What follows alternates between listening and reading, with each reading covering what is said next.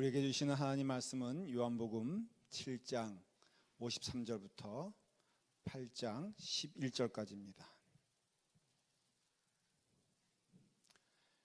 요한복음 7장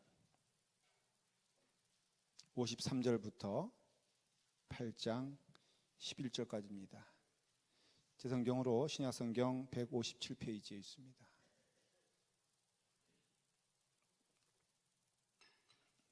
요한복음 7장 53절부터 8장 11절입니다. 찾으시면 한 절씩 교독할 때 제가 먼저 시작하도록 하겠습니다. 찾으신 줄 믿고 교독하도록 하겠습니다.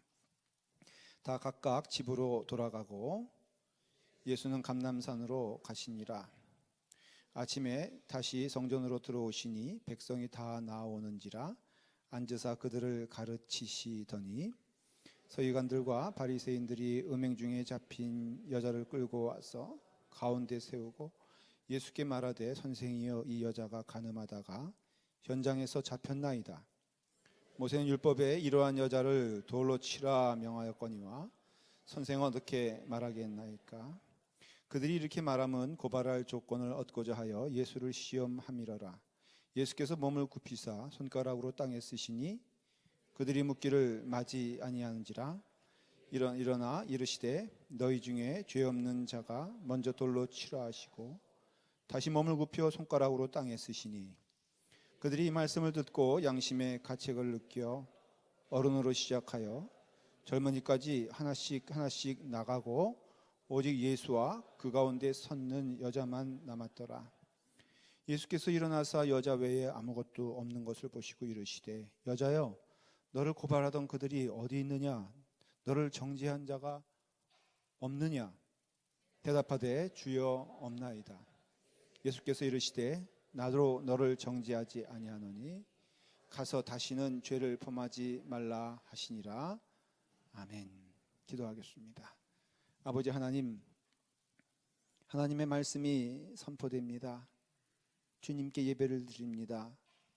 예배드리는 주님의 자녀들을 주께서 인도하시고 축복하여 주셔서 말씀을 통하여 주님 우리에게 임하실 때 우리가 그 말씀에 아멘하며 순종할 수 있도록 인도하여 주시옵소서.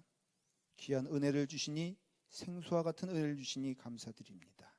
아버지 하나님, 이 말씀이 선포될 때 귀한 은혜가 우리 사랑하는 자녀들에게도 동일하게 임하여 같은 시간 예배드리는 우리 유치부와 아동부와 중고등부 또 청년과 EM에 이르기까지 주님의 은혜가 넘치게 성령님의 역사가 넘치게 하여 주시옵소서.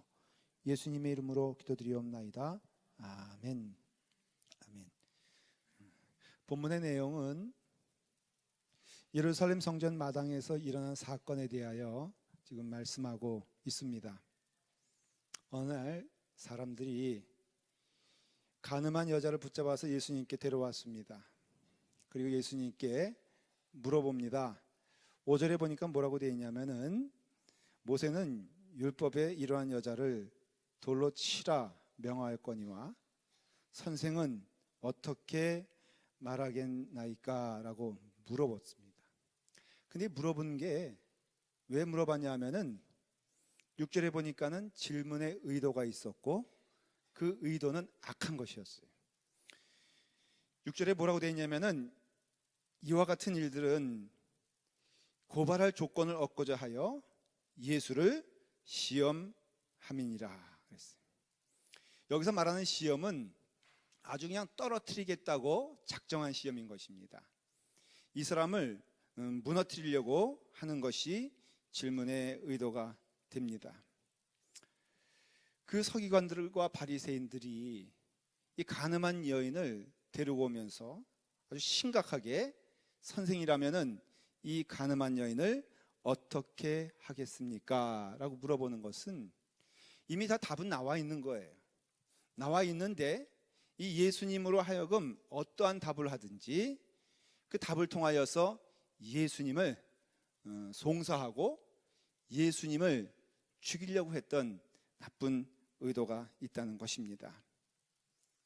보면요, 목사인 저도 그런 질문을 당할 때가 많습니다. 성도들이 가끔 질문하는데 아주 악한 질문을 할 때가 있어요. 시험에 들게 하는 거죠. 예를 들어서 이런 겁니다. 목사님 아들이 더 사랑스러워요? 내 아들이 더 사랑스러워요? 라고 물어볼 때가 있단 말이죠. 여러분 어떻게 대답해야 됩니까? 목사 아들이 더 사랑스럽습니까? 교인 아들이 더 사랑스럽습니까? 예? 지혜를 주십시오. 벌써 대답하기 어렵지 않습니까? 우리 아들이 더 사랑스럽다 그러면은, 목사님은 자기 아들만, 또 교인 아들이 사랑스럽다 그러면은, 아니 자기 아들도 사랑하지 못하면서 그렇다는 것이죠. 그래서 그때는 그냥 웃지요. 서기관들이 왜 가늠한 여인을 그렇게 보면서 악하게 말하고 있냐면은, 간음이 그 당시에는 굉장히 대단히 무서운 죄였기 때문에 그렇습니다. 유다인들의 죄를 다루는 율법을 구체적으로 해석한 책이 미시나라 하는 책인데, 그 책에 보면은 반드시 죽여야 될 추악한 세 가지 죄가 있다 말하고 있어요. 첫 번째는 뭐냐면은 하나님 외에 다른 것을 섬기는 것, 이거 죽을 죄라는 것이. 하나님 외에 우상 숭배를 하는 거, 이거 죄라는 것입니다. 두 번째는 말 그대로 살인죄예요. 누구를 살인한 자는 반드시 자기가 죽음으로써 갚아야 된다는 것입니다. 그래서 하나님을 대신하여 우상을 숭배하는 것, 그리고 남을 죽여 살인한 자는 반드시 죽게 돼 있고, 마지막에 있는 그 죄가 간음죄예요. 그러니까는 살인죄와 간음죄는 같은 급으로 처리되어지는 반드시 죽어야 될 죄인 것입니다. 그래서 이스라엘 사람들은요, 이 세 가지 죄를 지을 바에는 아예 죽는 게 낫다 그랬어요. 특별히 오히려 간음죄에 대해서는 얼마나 그 처벌이 무섭냐 하면요, 간음한 사람 두 사람 있지 않습니까? 남자와 여자가 있으면은, 남자는 그 분뇨통이라 그러나요? 그걸 뭐라 그러죠? 이렇게 그 사람 하여간 변을 이렇게 모아놓은 것, 제가 또 구체적으로 말하지 않겠어요. 거기다가 남자를 이렇게 집어넣습니다. 그리고 나서는 양쪽의 끈으로 팔을 묶은 다음에는 그 분뇨통에 들어가 있는 그 남자를 양쪽에서 잡아당겨 가지고 죽이는 거예요. 우리가 그런 말이 있죠, 우리나라 말에도. 그걸 가르쳐서 능지처참. 예. 그래서 사람이 이렇게 있으면 양쪽 사방에 다리에다가 손에다가 다 묶어가지고 소라든가 말에 이렇게 끌고 가지고 아주 사지를 완전히 그 분해하는 그것이 바로 유대인들의 간음한 사람에 대한 처벌이었어요. 여자는요, 동네 밖으로 끌고 가가지고 그래서 돌로 쳐서 죽였습니다. 그러니까 결국은 그 간음한 것에 대하여 뭐라고 사람들은 생각하고 있냐면은, 이것은 반드시 죽여야 될 것이다 라는 것이에요. 근데 여러분, 이건 이 간음한 여인을 데려온 사람들은 누구냐면 바리새인들이거든요. 바리새인들은 그 당시에 성경을 알고 성경을 가리키는 지도자였어요. 그러니까는 간음한 여인에 대하여 어떻게 처분하고 처리할지에 대해서는 누구보다도 누가 잘 아냐면은 바리새인들이 제일 잘 알고 있었다는 것이죠. 근데 여러분, 잘 알고 있는데 왜 예수님께 데려왔을까요? 이미 법이 있는데 왜 예수님께 데려왔을까요? 그대로 하면 되는 것인데 왜 예수님께 데려왔을 거예요? 이유는 딱 하나라 그랬죠. 예수님을 시험하고자 한대 그랬어요. 예수님을 시험하는 이유는 무엇이냐면, 그 예수님을 시험하게 되는 것은 두 가지예요. 첫째는 만일에 죄가 있다고 하면은 예수님께서 그렇게 간음한 여인을 선고하면은 그 말은 간음한 여인을 죽이란 소리거든요. 여러분, 하나님의 아들이신 예수님께서 사람을 죽이라 하는 것은 피도 눈물도 없는 냉혈한이란 것을 말하고자 하는 것이에요. 그러니까는 죽이라라고 명하면은 율법에 있지만은 그의 입으로 죽이라 했을 때는 사실 그는 굉장히 큰 곤욕에 치르는 것을 알 수가 있고, 또한 그럼으로써 로마법에는요, 사사로이 사람을 죽일 수 없다라는 것이 있어요. 그러니까는 로마법에 의거하면은 예수님은 이 여인은 죽여라라고 하면은 그 법을 어기는 범법자가 되는 것이에요.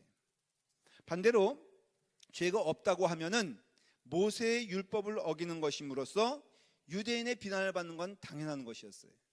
그러니까는 그 여인을 죄가 있다고 해도 문제가 되고 죄가 없다고 하면은 더 큰 문제가 되는 것을 볼 수가 있어요. 그래서 바리새인들은 이 여인을 누구에게 데리고 왔느냐? 예수님께 데려왔습니다. 왜? 예수님을 시험에 들어 죽이고자 하는 것이 이 유대인들의 목적이었어요. 그래서 성경은 말합니다. 고소할 조건을 얻고자 바리새인들은 율법을 들고 왔고 간음한 여인을 데리고 왔으며 예수님께 나왔다는 것입니다.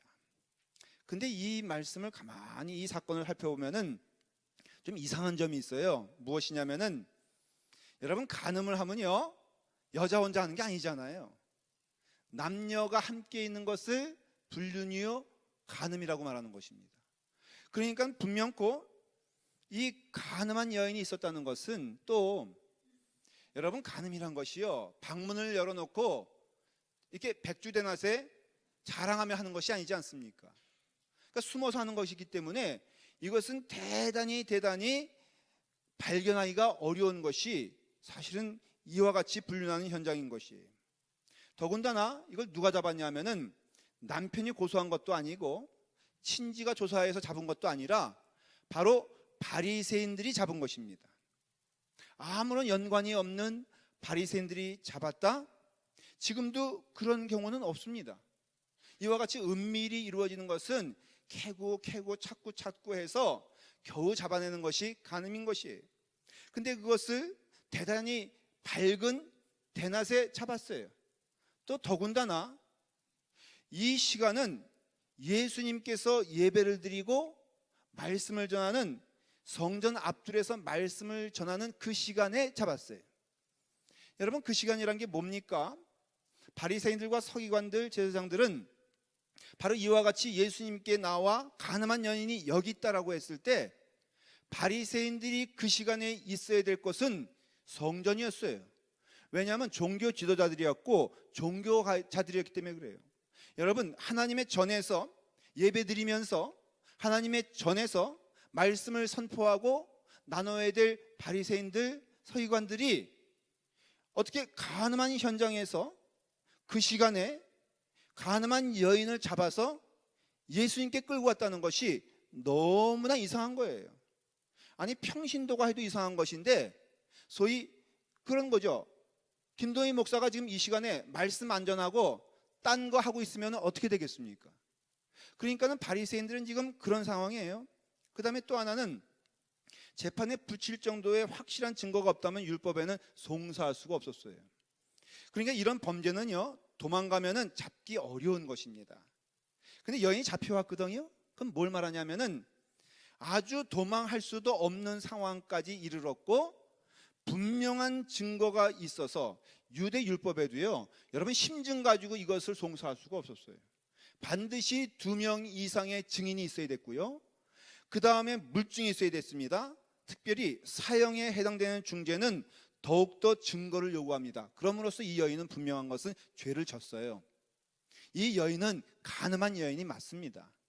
그런데 이 간음한 여인이 있기까지 바리새인들이 무엇을 하고 있었느냐? 바로 어떤 일을 하고 있었느냐? 무슨 흉계 가운데 있었다는 것을 짐작할 수 있는 것이에요. 이런 유혹을 뒷받침할 수 있는 한 가지 사실이 있습니다. 그것은 무엇이냐면은 간음한 여자는 있는데 간음한 남자는 없어요. 그 현장에서 분명히 잡았을 텐데, 그러니까는 간음한 여인이 끌려왔잖아요. 그러면 간음한 여인이 있다는 것은 간음한 남자가 있다는 것인데, 이상하게도 여자는 끌려왔는데 남자는 어딘지 사라지고 없어졌다는 것입니다. 그래서 성경학자들은 이 말씀을 쭉 보면서 이것은 바리새인들이 꾸며낸 음모다, 그렇게 해석하고 있어요. 이거는 바리새인들이 의도적으로 예수님을 송사하고 예수님을 시험하고 예수님을 고발할 조건을 얻기 위해서 우연히 일어난 일도 아니고, 이것은 바리새인들이 의도적으로 계획하고 또한 일으킨 사건이다, 그렇게 이해하고 있습니다. 그러니까는 그 남자는 또 다른 증거가 되기 때문에 이 자리에 나오면 안 된다는 것이었어요. 지금 간음을 말하려고 하는 것이 아니라 이 바리새인의 목적은 무엇이냐면은 율법을 통하여서 예수님을 죽이려고 하는 것이 목적이었다는 것입니다. 여러분, 여기서 한번 깊이 우리가 생각해야 될 것이 있는데, 그것은 우리에게 주신 하나님의 말씀의 목적인 것이에요. 여러분, 하나님 말씀의 목적, 인간에게 율법을 주신 목적은 무엇이냐면은 바로 하나님의 말씀인 그 율법을 통하여서 하나님의 사랑이 얼마나 깊은지, 하나님께서 기뻐하시는 일이 얼마나 이것인지에 대하여 하나님은 우리에게 알려주시기 위해서 율법을 주신 것이지, 율법을 통하여서 사람을 죽이고 심판하고 정죄하고 송사하기 위해서 말씀을 주신 것이 아니라는 것입니다. 바리새인들은 하나님의 말씀을 들고 왔는데, 율법을 들고 왔는데 그 동기가 무엇이라고요? 고소할 조건을 얻고자 하라는 것이에요. 여러분, 성경은요, 누구를 고소하기 위해서 기록된 말씀이 아니에요. 누구를 정죄하기 위해서 기록된 말씀이 아닙니다. 성경은요, 오직 하나님의 감동으로 기록되어 있으며 이 말씀을 통하여 하나님의 사랑이 온 천하에 선포되고 그 은혜가 얼마나 깊은가를 말씀하고 있는 것이지, 이 성경의 율법을 통하여서 사람을 송사하고 사람을 죽이려고 하나님께서 이 하나님의 율법을 주신 것이 아니라는 것이에요. 그러므로 하나님의 말씀이 우리 가운데 임하게 되었을 때 누구를 향하여 비난하는 마음과 송사하는 마음과 누구를 심판하고자 할 때에는 그건 하나님의 말씀이 아니라는 것을 여러분들이 아셔야 되는 것이에요.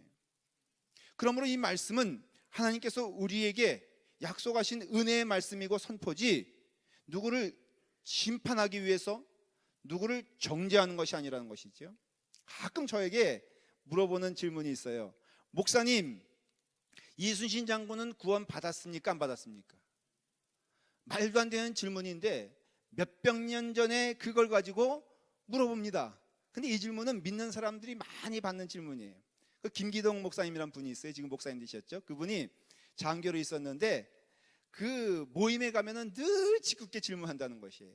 예수쟁이 놀리면서 예수 믿는 거 알고 있으니까는, 어이 김기동이, 이순신 장군이 천국 가서 지옥 갔어. 아마 이분이 해군이었나 봐요. 그러니까는 존경하는 그 이순신 장군이 어디 갔느냐? 사실은 이 김기동 목사님의 답을 기다리는 게 아니에요. 그러니까는 이 김기동 목사님, 야, 그래도 믿어야 돼. 믿으면 얼마나 감사하고 좋은지 몰라. 몇 번 얘기하는데 하도 반복하여서, 야, 이순신 장군 어디 갔어? 어디 갔어? 구원받았어? 지옥 갔어? 라고 물어보니까 나중에 이분이 뭐라고 말하냐면은, 이제 친구잖아요. 야, 임마, 몇백 년 전에 살았던 이순신 장군의 구원에 대해서 그렇게 관심 많으면서 네 구원에 대해서는 왜 한마디도 없냐? 그랬다는 거예요. 그러니까는 이와 같이 우리에게는 참으로 모든 성경은요, 하나님께서 우리에게 주시는 말씀이에요. 그런데 이런 거 있잖아요. 모든 성경은 하나님의 감동으로 된 것으로 교훈과 책망과 바르게 함과 의로 교육하기에 유익하다고 말하고 있어요.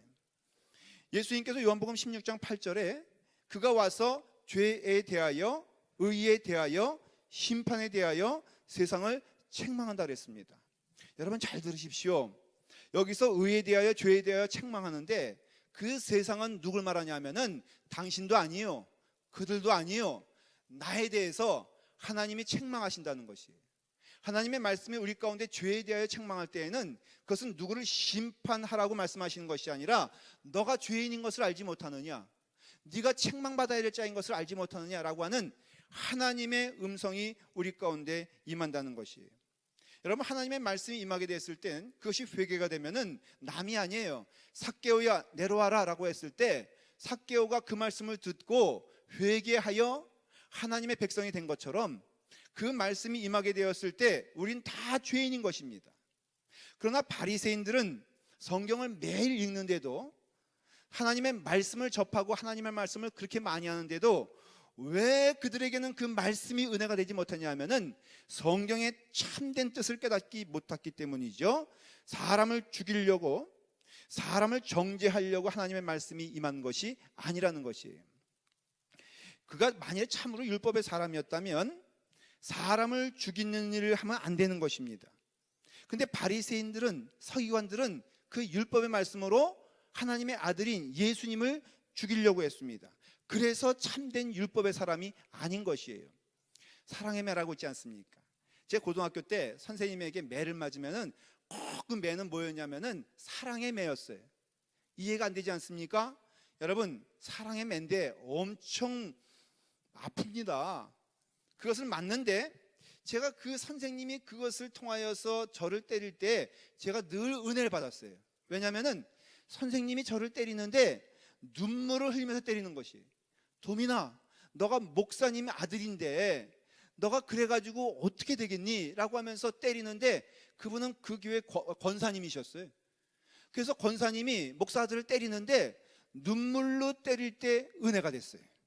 여러분, 누굴 책망할 일이 있죠? 있죠. 간음한 여인이 있죠. 죄에 대하여 우리는 미워해야 되는 거 맞죠. 그러나 그것을 그 사람을 죽이려고 하는 마음이면은, 그 사람을 심판하려고 하는 마음이면은 그것이 아무리 옳다고 하여도 옳은 것이 안 된다는 것이에요. 여러분, 누구에 대하여 우리가 정죄하고 싶은 마음이 있잖아요. 그게 맞을 수 있어요. 그렇지 않습니까? 그것이 올바를 수 있어요. 그러나 그를 향하는 마음이 하나님의 율법의 마음, 사랑의 마음, 은혜의 마음이 아니라면은 그것이 아무리 눈에 보이기에 올바른 것이고 정당하다 할지라도 그것은 하나님의 뜻이 아니기에 올바른 것이 아니라는 것이에요. 무엇보다도 우리가 예수 믿고 구원받아 은혜 가운데 걸어가면요, 아주 실수하는 게 뭐냐면은 남을 정죄하고 판단하는 일에 너무너무 빠르다는 것이에요. 왜? 우리가 의롭다고 생각하니까, 우리가 선하다고 생각하니까, 우리가 참되다고 생각하니까. 그러니까 남에 대하여, 그 죄에 대하여 참으로 우리는 빠르게 정죄하며 빠르게 심판하며 하나님의 말씀을 가지고 그를 죽이려고 하는 우리의 심령이 있잖아요. 바리새인들이 딱 그와 같은 것이었어요. 여러분, 어떠한 경우에도 이 말씀을 기억해 보십시오. 그러므로 남을 판단하는 사람아, 누구를 막론하고 내가 핑계하지 못할 것은 남을 판단하는 것으로 내가 너를 정죄함이니 판단하는 내가 바로 그와 같은 일을 지금 행하고 있느니라. 이게 성경의 말씀이에요. 여러분, 판단하지 마십시오. 왜냐하면 우리가 누구를 판단할 때 이미 그 판단이 나를 향한 것이며 너 또한 그 판단받는 자와 똑같은 판단의 길을 걷고 있는 자가 아니냐라고 성경은 말하고 있는 것이에요. 야고보서 4장 12절에 입법자와 재판관은 오직 한 분이시니 능히 구원하기도 하시며 멸하기도 하시느니라. 너는 누구이기에 이웃을 판단하느냐. 여러분, 오직 입법자와 재판관은 한 분이시니 그는 능히 구원하시기도 하고 멸하시기도 하는 분은 한 분이라는 것이에요. 어찌하여 너가 누구이기에 너의 이웃을 판단하느냐. 가까운 사람이거든요. 멀리 있는 사람이 아닙니다. 근데 그들을 판단할 때 하나님께서는 누구든지 판단하는 자들아, 너가 판단받는 것, 너가 한 것으로 너가 판단받을 줄을 왜 알지 못하느냐라고 말하고 있는 것이에요. 그러므로 우리가 어떤 일이든지 하나님의 말씀을 통하여, 율법을 통하여 누구를 심판한다거나 누구를 판단한다거나 하는 것은 하나님이 기뻐하시지 않은 멸망의 길로 걷고 있다는 것을 말하는 것이에요. 여러분, 율법자들과 바리새인들이 예수님만 판단했겠습니까? 그들의 마음 가운데 이미 그들은 판단하는 일에 익숙한 자였으며 늘 심판하고 정죄하는 일에 앞장섰던 사람들이 바리새인들인 것이에요. 종교 지도자가 여러분 판단하는 사람입니까?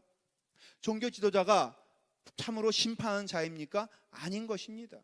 그럼으로써 유대인들, 특별히 바리새인들이 가지고 있는 그 마음 가운데 성도를 판단하고 사람을 판단하고 예수님을 판단하는 것에 대하여 예수님께서는 지금 말씀하고 있는 것이에요. 율법의 정신은요, 여러분, 하나님을 사랑하고 내 이웃을 내 몸과 같이 사랑하라 하신 이것이니, 누구에 대하여 우리가 말을 할 때라도, 누굴 향하여서 우리가 심판할 때라도 사랑이 있지 않으면 그 심판과 그 정죄는 하나님께서 기뻐하시지 않는 일이라는 것입니다. 예수님께서 그와 같이 이제 유대인들이, 바리새인들이 예수님을 시험하고자 간음한 여인을 주님께 데리고 나왔을 때 다 같이 6절을 함께 읽도록 하겠습니다. 자, 읽겠습니다. 6절입니다. 시작. 그들이 이렇게 말함은 고발할 조건을 얻고자 하여 예수를 시험함이니라. 예수께서 몸을 굽히사 손가락으로 땅에 쓰시니 그랬어요. 예수님께서 그와 같이 가늠한 여인이 앞에 있고 바리새인들은 예수님을 시험하고자 고소할 내용을 찾고자 질문을 던지는 겁니다. 선생이시여, 모세의 율법에는 이 여인은 돌로 치어 죽이라고 얘기하고 있습니다. 우리가 그 일을 행하고자 합니다. 근데 선생이여, 당신은 이 일에 대하여 어떻게 말하겠나이까? 라고 했을 때 예수님께서는 아무 말씀도 아니하시고 땅바닥에다가 글을 쓰기 시작했다는 것이에요. 예수님께서 땅바닥에 글을 쓰신 것은 성경에서 유일하게 이 장면에서 나오게 됩니다. 그러니까 땅에 글을 쓴다는 것은요, 말로도 할 수 있는 것이지만은 아주 분명하게 저들에게 지금 말하고자 하는 내용을 땅에다 글을 쓰는 것이에요. 근데 그 글 쓰는 것을 보면서 7절에 보니까는 그들이 묻기를 마지 아니하는지라 그랬어요. 다시 말하면은 예수님께서 글을 쓰시니까는 주변에 있던 유대인들이 저거 뭐라고 쓴 거요? 뭐라고 쓴 거요? 저게 어떤 글씨요? 왜? 그 당시에 대부분의 사람들은 까막눈이었어요. 글을 몰랐어요. 그래서 글을 알 수 있는 사람들은 바리새인 정도 교육을 받은 사람, 소수의 사람들이 글을 읽고 쓸 줄 알았어요. 예수님께서 그 글을 쓰시니까는 이 사람들이 묻기 시작합니다. 웅성합니다. 정말로 무슨 글을 쓰여 있는 건지 좀 알려달라라고 했습니다.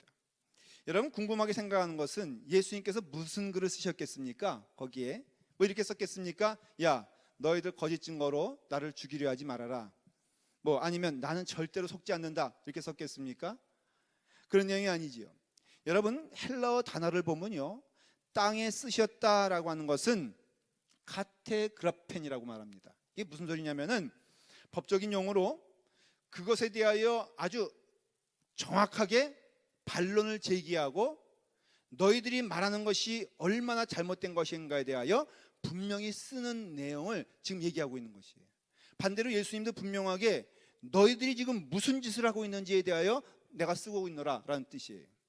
초대 교부들은 이것이 무엇이 쓰여졌을까라고 했을 때 아마도 주님께서는 십계명을 쓰고 계셨을 것이다.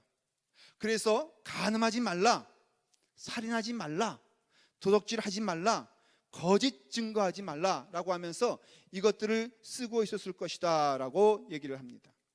그러니까 그 말씀을 이렇게 쓰고 계실 때 놀라운 것은 보니까 7절에 뭐라고 되어 있냐면은 그들이 묻기를 맞이하는지라 이에 일어나 이르시되 너희 중에 죄 없는 자가 먼저 돌로 치라 하시고 그 다음에 다시금 몸을 굽혀서 손가락으로 땅에 쓰시니 9절에 보니까는 그들이 이 말씀을 듣고 양심의 가책을 느껴 어른으로 시작하여 젊은이까지 하나씩 하나씩 나가고 오직 예수와 그 가운데 서 있는 여자만 남았다라는 것입니다.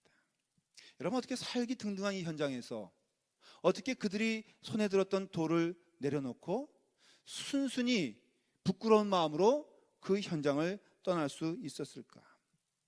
그것은 주님의 말씀이 임하게 되었을 때 그들의 실상이 바로 드러났기 때문에 그래요. 하나님의 말씀이 그들에게 임하게 되었을 때 그들의 모습이 고발당하고 있다는 것을 깨닫기 때문이에요. 하나님의 인재를 경험하면서 하나님께서 오심을 보면서 그것이 그 마음 가운데 두려움이 있기 때문에 그래서 그들은 돌을 내어놓을 수밖에 없었다는 것이에요. 특별히 바리새인들은 그 돌을 내려놓을 수밖에 없었어요. 왜 그렇게 되었을까? 여러분 말씀드린 대로 간음의 현장에는 그 간음한 현장에는 여자만 있을 수가 없었어요. 남자가 없었다는 것은 이미 바리새인들이 그 남자를 돌려보낸 것을 의미하는 것이고 바리새인들이 모든 것에 있어서 계획했다는 것을 의미하는 것이에요. 사랑하는 여러분, 바리새인들은 스스로 거룩하다고 하는 사람입니다. 그런데 전혀 거룩하지 않았어요. 바리새인들은 이를 꾸민 자들입니다. 여러분 어떻게 십계명을 지킨다고 하면서 예수님을 죽이기 위하여 그런 일을 계획할 수 있겠습니까? 그것은 간단해요. 이미 그들이 그 간음의 현장에서 그들도 간음하는 사람이었다는 것을 스스로 증명하는 것이라 이거예요. 어떻게 주님의 날에, 이 날이 주님의 날이었거든요. 이 날이 주일날인 것입니다. 예배 드리는 시간인 것입니다. 근데 예배 드려야 될 바리새인들이 예배를 드리지 아니하고 어떻게 꺼리낌 없이 그와 같이 악한 일을 꾸밀 수 있느냐? 그건 이미 그들이 그 악한 일 가운데 중심에 서 있기 때문에 그들은 그 악한 일을 서슴없이 할 수 있었다는 것이에요. 여러분, 가늠한 여인이 가늠한 건 맞습니다. 그런데 그 가늠한 여인으로 하여금 가늠하게끔 만든 것이 바리새인들이라면, 이미 바리새인들은 겉으로 거룩한 자였고, 겉으로는 하나님을 잘 믿는 자였고, 겉으로는 하나님의 말씀을 잘 지킨다는 십계명의 사람들이었지만, 이미 그들의 삶은 가늠한 자였고, 그들의 삶은 더러운 삶을 살고 있었으며, 그들의 삶은 악한 자였고, 수근수근하는 자요, 평가하는 자요, 심판하는 자로서 그들의 죄를 낱낱이 고한다면은 그 가늠한 여인보다 이들의 죄가 더 무겁다는 것을 예수님께서는 말씀하고 계셨던 것이에요. 그것을 본 그 바리새인들은 그들의 모습이 드러나니까 도저히 그 자리를 있을 수 없어서 그 자리를 피했다는 것입니다. 여러분, 이미 바리새인들은 그 가운데 깊이 있으면서, 그러면서 그 가늠한 여인에 대하여 송사하고 그 가늠한 여인에 대하여 심판하였습니다. 이상한 일이죠. 여러분, 참 삶이, 이제 어떤 남자가 있는데 그의 삶이 문란합니다. 그래 젊었을 때 참으로 방탕한 삶을 살았습니다. 그런데 결혼할 때에는 어떤 여자를 얻길 원합니까? 이상하죠? 그렇게 방탕한 삶을 살았으면서, 그렇게 어두운 삶을 살고 그렇게 방탕한 모습을 보이면서도 그가 결혼할 때에는 순결한 여자를 원합니다.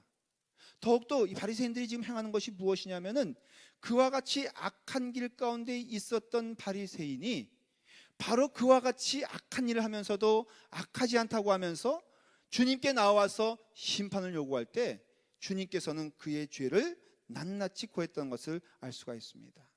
여러분, 믿음 생활은 뭐겠습니까? 하나님 앞에 서 있는 죄인임을 고백하면서 저를 봤을 때 참으로 저가 나보다 더 악한 죄인임을 고백하는 것이 아니라 나도 그와 같은 죄인임을 고백하면서 하나님께 무릎 꿇는 것이 은혜요 축복인 줄 믿으시길 바랍니다. 여기 보니까는 다 떠났어요. 유대인도 떠났습니다. 바리새인도 떠났습니다. 그 다음에 서기관도 떠났습니다. 그를 고소하고 송사하고 조롱하던 사람들은 다 떠나고 누구만 남은 줄 아십니까? 바로 주님 앞에 무릎 꿇고 있는 여인만 남았습니다. 이것이 교회인 것입니다. 교회는요, 주님 앞에 무릎 꿇는 성도만 있는 것이에요.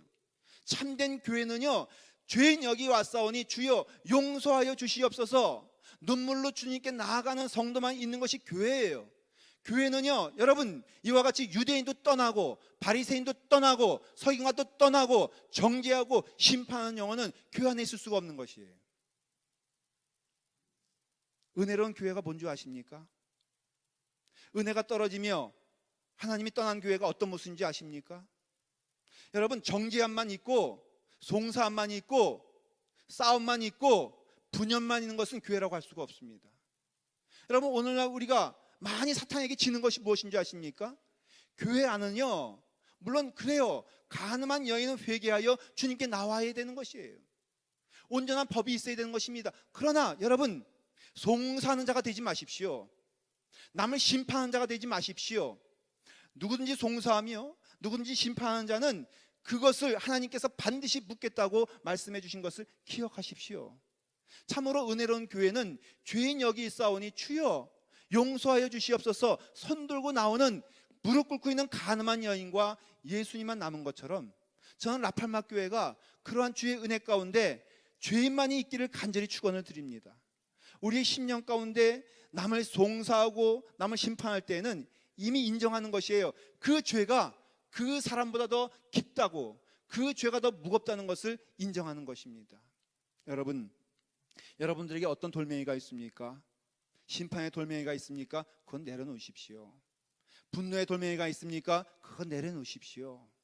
오직 누구를 대할 때마다 하나님의 은혜 가운데 사랑으로 우리가 나가야 될 줄 믿습니다. 여러분, 아무리 좋은 것이라도 올바른 것이라도 이미 그를 비방하며 그를 미워하며 그를 고소하는 마음에는 하나님의 심령이 들어갈 수가 없기 때문에 사랑하는 여러분, 여러분의 심령 가운데는 하나님의 은혜가 넘치길 바랍니다. 어떤 성도가 고백하더라고요. 오랜만에 만난 교인을 봤어요. 그 성도를 봤습니다. 얼굴이 너무너무 좋아진 거예요. 아니, 집사님 어떡해요? 얼굴이 이렇게 평화롭게 변했습니까? 목사님 딴 건 모르겠는데요, 제가 은혜 안에 받은 게 있습니다. 교회 안에 새 교인이 왔는데 그렇게 무례하더래요. 교인에 새 교인이 왔는데 그렇게 교인답지 않더래요. 그래가지고 마음 가운데 어떻게 하나님께서는 저런 교인을 보내주셨냐라고 하면서 마음에 부담이 생기기 시작했답니다. 여러분, 부담이 생기면 그거 내버려두면요, 그 다음에는 원망이 되고요, 원망이 내버려두면은 그게 미움되는 거 아십니까? 나중에는요, 얼마나 밉든지 하나하나가 다 밉더래. 밥 먹어도, 맛있게 먹어도 밉고, 맛없게 먹어도 밉고, 심지어는 화장실에서 손을 씻는데, 아니 저 교회 귀한 물을 저 더러운 손으로 씻고 있다고 마음 가운데 시험이 들더래요. 그래서 마음에 시험이 들었는데 어느 날 그걸 가지고 그래서 하나님께 기도하기 시작했다는 겁니다. 하나님, 저 사람 좀 내보내 주세요. 내가 저 사람 때문에 믿음 생활 제대로 못하겠습니다 라고 막 기도하고 있는데, 하나님께서 뭐라 그러시냐? 네가 바로 저보다 더 더럽다라고 말해요. 여러분, 기도하는 자는 사는 거예요. 기도하는데 하나님께서 음성을 주셔서 너가 더 악할 때에 내가 너를 받아주지 않았느냐? 너가 더 악할 때에 어떤 사람이 너를 향하여 사랑의 마음을 주지 않았느냐? 마음 가운데 은혜가 됐어요. 마음 가운데 은혜가 되니까 그 영혼이 내게는 사랑이 되었고, 흠이 되지 아니하고 그를 돌봐주는 마음이 생겼고, 안아주는 마음이 생겼고, 은혜의 마음이 되었어요. 놀라운 것은, 그러니까 그 교회에